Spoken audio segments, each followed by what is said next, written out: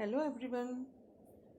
Kids यानी बच्चे और बच्चों के लिए क्लास है विद पिक्चर एनिमल्स की। Animals name.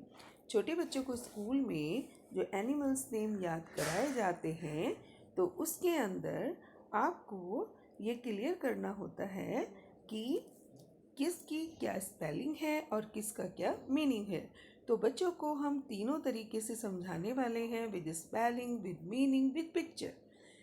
अब आप देख रहे हैं पहली पिक्चर कौन सी है? बियर, BEAR, बियर मीन्स भालू। कैमल, CAMEL, क्या हुआ?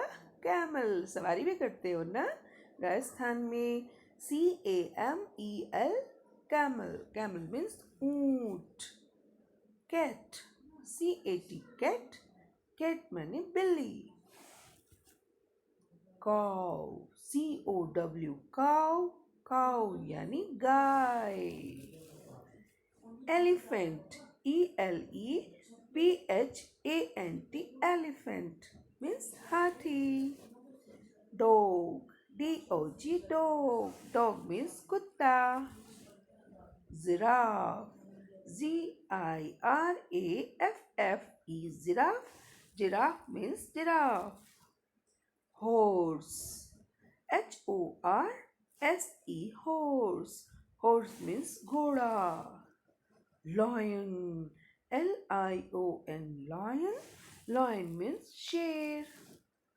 monkey, MONKEY, monkey, monkey means बंदर। tiger, TIGER, tiger, tiger means cheetah। zebra, ZEBRA, zebra, zebra means zebra।